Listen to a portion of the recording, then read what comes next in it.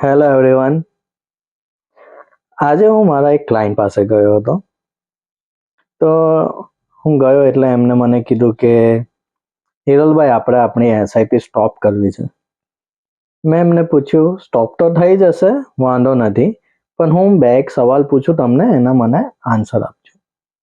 એમને કીધું હા હા પૂછો.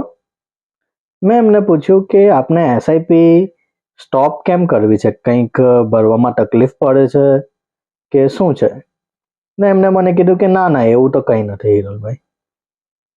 પછી મેં એમને પૂછ્યું તો સ્ટોપ કરવાનું કારણ શું? તો એ મને કહે છે કે માર્કેટ ડાઉન જાય છે, મારા ફ્રેન્ડ્સ અને ફેમિલી વાળા કહે છે કે વેલ્યુ પણ ઘટી ગઈ છે, માર્કેટ હજુ ડાઉન જશે, તો બધા કહે છે કે એસઆઈપી સ્ટોપ કરી દઈએ. મેં એમને કીધું કે આપણે જ્યારે એસઆઈપી સ્ટાર્ટ કરી હતી ત્યારે આપણે શું પ્લાનિંગ કર્યું હતું?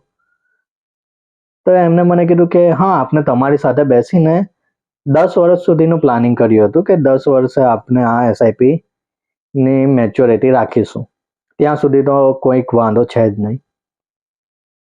તો મેં એમને કીધું કે આપણે ભર્યાને હજુ 1 જ વર્ષ થયું છે અને 1 વર્ષનું તમે માર્કેટ જોવો અને ત્યાર પછી અત્યારે માર્કેટ થોડું ક્રેશ થયું છે, રાઈટ? આ ટાઈમ એવો છે કે જ્યાં આપણે આપણી એસઆઈપી ડબલ કરવી જોઈએ, કારણ કે આપણને સસ્તા ભાવના યુનિટ મળે છે. અને તમે એ ટાઈમે એસઆઈપી સ્ટોપ કરવાનું કહો છો જસ્ટ બીકોઝ તમારા ફ્રેન્ડ્સ અને ફેમિલી મેમ્બર્સ તમને એવું કહે છે.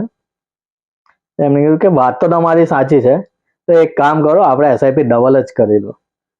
તો ઓલવેઝ તમારા પ્લાનિંગ પ્રમાણેનું કામ કરો, લોકોની વાતોમાં નહીં આવો, તમારા એડવાઇઝર્સનો સંપર્ક કરો. Thank you.